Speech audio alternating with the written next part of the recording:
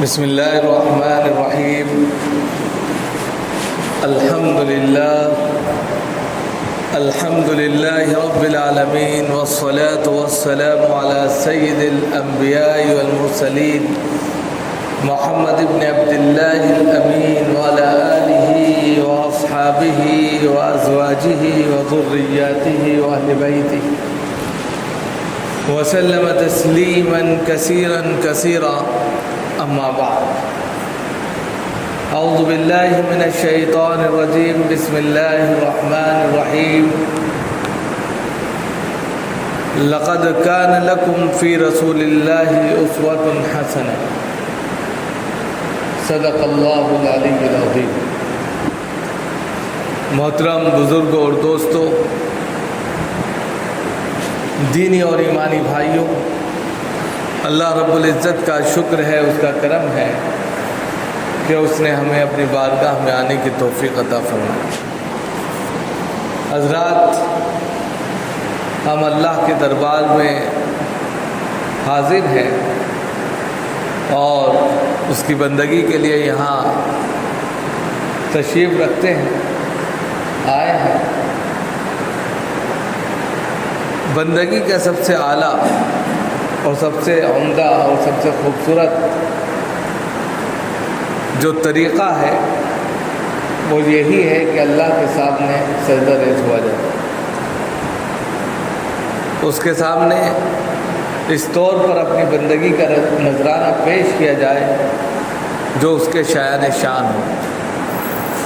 اور یہ طریقہ جو نماز کا اختیار کیا گیا ہے اور ہم لوگ نماز کا طریقہ اختیار کرتے ہیں، یہ اللہ کا بتایا ہوا وہ طریقہ ہے جو اللہ کو محبوب ہے۔ اس لیے اس طریقے پر نماز ادا کرنا اللہ کو محبوب ہے اور عبادت کا یہ طریقہ اللہ کو پسندیدہ ہے۔ اب ایسے میں ضروری ہے کہ ہم عبادت کو اچھے سے اچھے انداز میں پیش کریں تاکہ اللہ کے نزدیک وہ عبادت اور مقبول ہو اور باعث ثواب ہو۔ اب جتنا زیادہ آپ مثال جانتے ہیں کہ گڑ جتنا ڈالا جائے گا اتنا میٹھا ہوگا، بالکل اسی طریقے سے ہے کہ نماز میں جتنا اہتمام کیا جائے گا، عبادت میں جتنا اہتمام کیا جائے گا، اتنی ہی زیادہ وہ نماز و عبادت باعث ثواب ہوگی اور ثواب میں اپنا وزن لے جائے گی۔ اس لیے حتی الامکان کوشش کی جائے کہ نماز کو اچھے طریقے پر ادا کیا جائے۔ پہلے سے گھر سے وضو کر کے چلا جائے، مسجد میں ادب کے ساتھ میں آیا جائے، پھر ادب کے ساتھ بیٹھا جائے۔ آنے کے بعد میں دنیاوی تمام باتوں کو چھوڑ کر صرف اللہ اللہ کی جائے، دعا اور مناجات میں وقت گزارا جائے، تلاوت میں یا اور تمام طرح کے وظائف ہیں اس میں اپنے وقت کو صرف کیا جائے، یہ مسجد میں مطلوب ہے۔ اور جو اس طریقے سے نماز پڑھتا ہے، عبادت کرتا ہے، اپنے وقت کو مسجد میں گزارتا ہے تو یہ مسجد کا گزرا ہوا وقت اس کے لیے بہترین وقت ہوتا ہے۔ اس کے نامہ اعمال میں نیکیوں کو بڑھانے والا عمل ہوتا ہے، اس کے نامہ اعمال کو نیکیوں سے بھر دینے والا عمل ہوتا ہے۔ اور انسان کو نیکیوں کی ضرورت ہے۔ دنیا کے اندر جس طرح پیسوں کی ضرورت ہے، انسان پیسے کے بغیر زندگی نہیں جی سکتا، پریشان رہتا ہے، اسی طرح اس کے بعد والی زندگی جو آخرت کی زندگی، اس کے لیے نیکیوں کی ضرورت ہے۔ اگر نیکی نہیں ہوگی تو وہاں بلندیوں پر نہیں چڑھ سکتا۔ اللہ کے بہت سے نظام جو ہیں وہ نیکیوں پر مشتمل ہیں، نیکی ہوگی تو وہ فردوس، جنت الفردوس کے اعلی مقام تک پہنچ جائے گا، جنت تک اس کا سفر آسان ہو جائے گا۔ اور اگر نیکیاں نہیں ہوں گی تو ظاہر سی بات ہے مشکلات درپیش ہوں گی اور پریشانیاں کا سامنا ہوگا۔ تو اس لیے کہتے بھی ہیں، مثال بھی ہے، محاورہ بولا جاتا ہے کہ نیکی کر دریا میں پھینک، کہ جو انسان نیکی کرتا ہے اس کو گنے نہ، دریا میں پھینک دے۔ اب وہ کتنی بڑھ کر آئے گی، کتنا زیادہ اس کا وزن ہو جائے گا، بڑھ جائے گی، وزنی ہو جائے گی، کچھ نہیں پتہ۔ کل کو جب وہ چیز سامنے آئے گی تب نظر آئے گا ارے کیا کیا تھا ہم نے۔ تو اس لیے اعلیٰ طریقے پر عمل کیا جائے۔ اب عمل کرنے کا جو طریقہ ہے اس کو بھی دیکھنا چاہیے۔ جو رائج طریقے ہیں، بہت سے لوگ کو دیکھا جاتا ہے کہ نماز میں بڑی فاش غلطی کرتے ہیں، اب مثال کے طور پہ سجدے ہی کو لے لیجیے، سجدہ جب کرتے ہیں تو ان کی ناک کھڑی رہتی ہے، لگتی نہیں ہے زمین سے، چپکتی نہیں۔ بہت سو کو ہم نے دیکھا سجدہ کر رہے ہیں، ماتھا تو زمین پر ٹیک دیا ہے، ناک نہیں لگ رہی، اور ناک کا لگنا ضروری ہے۔ یا اسی طریقے سے جب سجدہ کرتے ہیں تو سجدے کی بہت ساری ایسی چیزیں ہوتی ہیں کہ اس میں تمام چیزیں بالکل سکون پرسکون والی ہونی چاہیے۔ اس میں بھی ہم ایسا کرتے ہیں کہ جب ہم جاتے ہیں یا آتے ہیں تو اس میں وہ طریقہ غلط ہو جاتا ہے۔ یا اسی طریقے سے ہم جب سلام پھیرتے ہیں، سلام سے پہلے ہمارا کوئی بھی حصہ، یعنی نماز کے جو ارکان ہے وہ ارکان اگر ایک دوسرے سے پہلے ہو جائے تو نماز فاسد ہو سکتی ہے۔ مثال کے طور پہ کوئی بھی امام صاحب نماز پڑھا رہے ہیں اور امام صاحب کی حرکت ابھی رکوع میں ہے، آپ سجدے میں چلے گئے تو یہ غلط ہے، اس سے بچنا چاہیے۔ ابھی ایک طرف سلام پھیرا، آپ نے دوسری طرف پھیر دیا، ایسے دیکھنے کو ملا ہے، بہت سے لوگوں نے کہا بھی ہے۔ تو اس طرف توجہ دینی چاہیے کہ آپ کیونکہ تابع ہیں اس وقت امام کے، تو امام کی نماز ہی آپ کی نماز ہے، آپ اگر اس سے آگے نکل رہے ہیں تو گویا آپ کی نماز فاسد ہو جائے گی۔ آپ نماز پڑھ تو رہے ہیں لیکن اس کا ثواب نہیں آپ کو ملے گا۔ تو اس لیے ضروری یہ ہے کہ آپ اپنے ارکان کو اسی ارکان کے ساتھ میں رکھیں جو ارکان امام صاحب ادا کر رہے ہیں، آگے پیچھے نہ کریں۔ اور ایک حدیث میں تو یہاں تک آتا ہے، بڑی سخت ترین حدیث ہے، بہت سے مسجدوں میں ہم نے وہ حدیث کے ٹکڑے لکھے ہوئے بھی پائے، انہوں نے چسپاں کر دیے کہ اگر امام کی حرکت سے پہلے مقتدی کی حرکت، رکوع، سجدہ یا اور کوئی بھی چیز جو رکن ہے وہ ادا ہو جاتے ہیں تو اتنا بدترین عمل ہے کہ ایک گدھے کی مثال سے کہا گیا کہ اس سے بہتر گدھے کی حرکت اور سکنات ہیں انسان کی حرکت اور سکنات سے۔ تو اس لیے کیونکہ اس کو پتہ ہی نہیں ہے، وہ جس طرح چاہتا ہے الٹپ کام کرتا ہے، اور انسان تو باعقل ہے، باشعور ہے، ہر چیز اس کو دی گئی ہے۔ تو ایسے میں ضرورت اس بات کی ہے کہ وہ جب نماز پڑھ رہا ہے، ایک بہت بڑا کام کر رہا ہے، اللہ کو پسند بھی ہے، الصلاۃ علی وقتہا، تمام کاموں میں سب سے بہترین عمل نماز کا ہے جو جب شروع ہوتا ہے۔ تو جب اس کو اللہ نے توفیق دی ہے کہ وہ نماز پڑھ رہا ہے تو یہ بھی وہ اپنے اندر پیدا کرے، اپنے اندر سکون پرسکونیت لے کر آئے کہ وہ ارکان کو صحیح طریقے پر ادا کرے۔ نمبر 1۔ دوسری بات جو ہے وہ یہ ہے کہ نماز کے بہت سے رائج طریقے آ گئے ہیں۔ بہت سے لوگ بالکل ایسے کھڑے ہوں گے، بہت سے لوگ جو ہے بالکل چپک کے کھڑے ہوں گے، بہت سے لوگ جو ہے یعنی کہ سجدے میں اپنے سارے اعضاء کو چپکا لیں گے۔ تو یہ بھی سیکھنے کی چیز ہے، کیونکہ ہمیں جو طریقہ بتایا گیا ہے ایک نارمل طریقہ ہے، یعنی کہ انسان سب سے اچھا طریقہ یہ کہا گیا ہے کہ جب آپ نماز کے لیے کھڑے ہوں تو کوئی دوسرا شخص، تیسرا شخص جب آپ کو دیکھے تو وہ سمجھ جائے آپ نماز میں۔ ایسی اگر کیفیت آپ نے بنائی ہے تو وہ نماز کی کیفیت ہے۔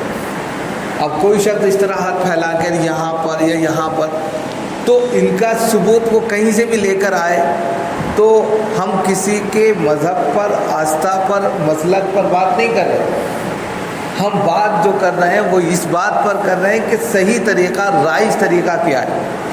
کسی کو برا بھلا کہنا یا کسی کے آستھا سے کھیلنا ہمارا کام نہیں، ہمارا کام جو ہے صرف صحیح بات آپ تک پہنچانا ہے۔ ورنہ سب طرح کے لوگ ہیں، سب طرح کے ساتھ نماز پڑھ رہے ہیں۔ صحیح طریقہ یہ ہے کہ جس کو دیکھ کر انسان دوسرا یہ کہہ سکے یہ عبادت میں مشغول ہے، سب سے آسان طریقہ یہ ہے سمجھنے کا۔ نمبر 1۔ دوسری چیز جو ہے وہ یہ ہے کہ سب طرح کوئی یہاں نیت باندھا ہے، کوئی یہاں نیت باندھا ہے۔ آپ صلی اللہ علیہ وسلم کا جو طریق رہا ہے وہ یہی ہے کہ ناف کے نیچے نیت باندھی گئی، چھاتی پر نیت نہیں باندھی گئی۔ بہت سے لوگ ہمارے یہاں بھی باندھتے ہیں، ہم ان کو کیوں باندھتے ہیں یا کیوں نہیں باندھتے، وہ کون سی دلیل پیش کرتے ہیں، اس سے بحث نہیں ہے۔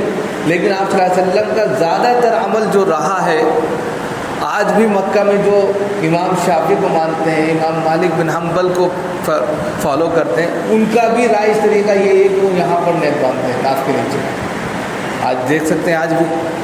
تو ہم یہ نہیں کہتے کہ کون کیا کر رہا ہے، ہم کہتے ہیں کہ آپ صلی اللہ علیہ وسلم نے اپنی زندگی میں اگر ایک مرتبہ یہاں نیت باندھ لی تو وہ طریقہ ان کا طریقہ نہیں کہا جائے گا، لیکن ہاں جو پوری زندگی یہاں نیت باندھی تو وہ طریقہ آپ صلی اللہ علیہ وسلم کا کہا جائے گا، کیونکہ آپ صلی اللہ علیہ وسلم کی عادت شریفہ یہ تھی کہ بہت سے لوگوں کی دل جمعی کے لیے اور دل آزاری نہ ہو تو ان کے کام بھی کر دیا کرتے تھے، ان کے ساتھ شریک ہو جایا کرتے تھے۔ یہ طریقہ اسلامی طریقہ ہے۔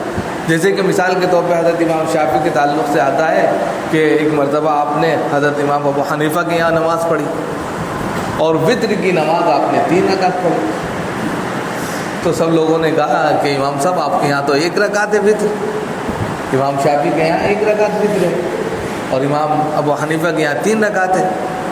تو امام شافعی نے جب امام ابو حنیفہ کے یہاں نماز پڑھی، یعنی ان کی مسجد میں، ان کے مسلک کی مسجد میں، تو 3 رکعت پڑھی۔ تو دیکھیں یہ بہت بڑی بات ہے، سمجھنے کی بات ہے۔ علماء کا، فقہا کا اختلاف رحمت ہے، زحمت نہیں۔ جب امام اپنے بڑے امام کی تابع داری کر سکتا ہے، وہ یہ کہہ سکتا ہے کہ امام ابو حنیفہ کے یہاں میں آ کر اب بھی اگر اپنا مسلک چلاؤں تو یہ مجھے اچھا نہیں لگتا، میں آج ان کے مسلک کے تابع ہو کر ان کی 3 رکعت پڑھ رہا ہوں۔ جب ان میں اختلاف نہیں ہے تو ہم کہاں سے اختلاف ڈھونڈ لیتے ہیں؟ تو جیسا چاہے، اصل اللہ کے نزدیک جو ہے 1 رکعت بھی ہے، 3 رکعت بھی ہے، وہ الگ الگ مسلک کے تعلق سے ہے، لیکن آپ جس مسلک کو یعنی کہ فالو کرتے ہیں، مانتے ہیں، اس کی تمام چیزوں کو اختیار کریں، جس کو بھی مانتے ہیں۔ اب اس میں شدت نہیں آنی چاہیے، سختی نہیں آنی چاہیے۔ جب ان میں سختی نہیں تھی، جو امام رہے وہ ایک دوسرے کے یہاں جاتے تھے، بڑی عزت اور احترام سے ملتے تھے، ان کے مسلک کو سلام کرتے تھے، کوئی ایک دوسرے کے اوپر چھینٹے نہیں اچھالتا تھا اور ایکسیپٹ بھی کرتے تھے اور کبھی کبھی اس پر عمل بھی کرتے تھے۔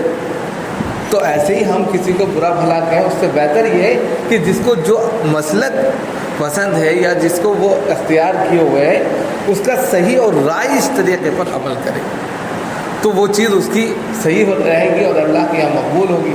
ہم کام بھی کریں، آدھا بٹیر آدھا والا کام کریں کہ نہ جو ہے ہم کو عبادت کا ثواب مل رہا ہے، نہ جو ہے ہم صحیح طریقے پر عبادت کر رہے ہیں، وقت ہمارا ضائع ہو رہا ہے۔ تو ایسا نہیں، ہم جب طریقہ عبادت اختیار کریں تو وہ طریقہ بھی وہ ہو جو جناب محمد رسول اللہ صلی اللہ علیہ وسلم نے زیادہ تر اپنایا ہے، اور زیادہ تر طریقہ وہی ہے جو عام رائج ہوتا ہے، جس میں انسان کی کیفیت واقعی میں معلوم ہوتی ہے عبادت میں، اور جو بالکل اپنی اصلی حالت سے ہٹ کر کوئی دوسری حالت اختیار کرتا ہے تو وہ عبادت نہیں بنتی، وہ تو ایک طرح سے عجیب و غریب شکل مانی جاتی ہے، اور عبادت سے ہٹ کر وہ ایک دوسرا عمل زیادہ نظر آنے لگتا ہے۔ ایک تو یہ چیز توجہ دلانی تھی، اس لیے کہ کئی لوگوں نے ہم سے کہا تو ہم نے کہا چلیے اس بات پر بات آ جائے گی۔ دوسری بات جو کرنی ہے وہ یہ ہے کہ ہمارے بہت سے نوجوان بھائی کچھ غلط چیزوں کا شکار ہو گئے، یعنی کہ ان کی اٹھک بیٹھ تھوڑی غلط ہو گئی ہے، یا وہ غلط لوگوں کے ساتھ میں اٹھنا بیٹھنا ہوا تو ان کی عادتیں خراب ہو گئی، ہم یہ کہیں گے۔ نماز بھی پڑھتے ہیں، جبکہ نماز کہتی ہے ان الصلاۃ تنہی عن الفحشاء والمنکر، کہ نماز بے حیائی بری باتوں سے روکتی ہے، اور اگر اس کے باوجود جبکہ وہ نماز پڑھ رہے ہیں اور ان کو برائی سے نہیں روک رہی ہے تو اس کا مطلب یہ ہے کہ وہ نماز صحیح نہیں پڑھ رہے۔ نماز کا کام برائی سے، غلط کاموں سے، غلط چیزوں سے روکنا ہے۔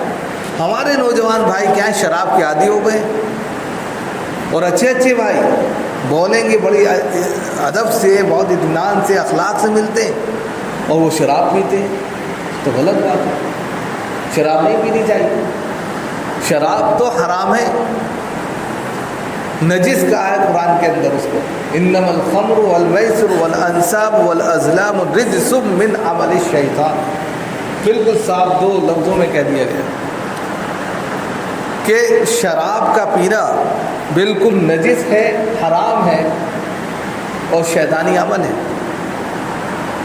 بالکل اس کو نجس کہا ہے، گندگی، پلید۔ اب آپ خود دیکھیے، شراب کا ایک قطرہ، پیشاب کا ایک قطرہ اور شراب کا ایک قطرہ دونوں برابر ہیں۔ یعنی کہ شراب اگر انسان پی رہا ہے اور پیشاب اگر کسی کے لگ جاتا ہے، جس طرح وہ ناپاک ہے اور آپ کے یہاں اس کو گندا سمجھا جاتا ہے، گندگی سمجھا جاتا ہے، نہانا اور کپڑے دھونا آپ ذہن میں ایک دم سے لاتے ہیں کہ بھئی یہ ناپاک ہو گئے، تو شراب کا وہی خطرہ وہی عمل کرتا ہے جو پیشاب کا کرتا ہے، لیکن اس کو ہم معلوم نہیں سمجھتے، جبکہ قرآن یہ کہہ رہا ہے بالکل نجس کا لفظ استعمال کیا، اور نجس لفظ یا تو خنزیر کے لیے استعمال ہوا یا شراب کے لیے استعمال ہوا. بتائیے کتنی بڑی بات ہے کہ قرآن کے اندر نجس سور کو بھی کہا گیا، PIG کو، اس کے گوشت کو، اور اسی طرح نجس جو کہا گیا وہ نجس العین جس کو کہا گیا وہ شراب کو بھی کہا گیا. ہمارے اچھے نوجوان بھائی اس میں ملوث ہیں. مجھے افسوس ہوتا ہے، افسوس اس بات پر نہیں ہے کہ وہ شراب کے عادی ہو گئے، افسوس اس بات کا ہے کہ وہ جان بوجھ کر اس کے شکار ہو رہے ہیں. جانتے ہیں وہ شراب بیکار چیز ہے، ان کے گردوں کو خراب کر رہی ہے، ان کی صحت کو خراب کر رہی ہے، ان کے دماغ کو، ان کے دل کو، ہر چیز کو خراب کر رہی ہے. وہ اس چیز کو جانتے ہیں، اس کے باوجود اس میں ملوث ہیں اور نماز بھی پڑھتے ہیں. تو اس کا مطلب یہ ہے کہ ان کی نماز صحیح طریقے پر نہیں ہو رہی، یا وہ صحیح طریقے پر نماز ادا نہیں کر رہے، اس لیے کہ نماز تو برائی سے روکتی ہے، غلط کاموں سے روکتی ہے، غلط چیزوں سے روکتی ہے. تو نماز میں دعا کریں. ہمارے بہت اچھے اچھے یہاں دوست ہیں اور ان کو بارے میں ہم کو معلوم چلا کہ وہ شراب کا شکار ہو گئے. تو دیکھیے اپنے گھر کی فکر کرنا بہت ضروری بات ہے. انسان سب کو گیان دیتا ہے. وَأَهْلِكُمْ نَارًا قرآن نے استعمال کیا ہے کہ اپنے گھر والوں کو جہنم کی آگ سے بچاؤ.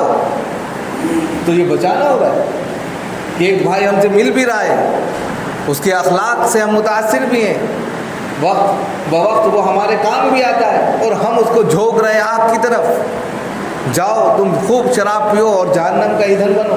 غلط ہے. ہم اگر ان کے ساتھ رہتے ہیں تو ہماری آپ کی ذمہ داری بنتی ہے کہ اپنے بھائی کو اس غلط چیز سے بچانے کی کوشش کریں. اس کو کہیں بھائی ٹھیک ہے آپ کی عادت بن گئی ہے، دھیرے دھیرے چھوڑنے کی کوشش کریں.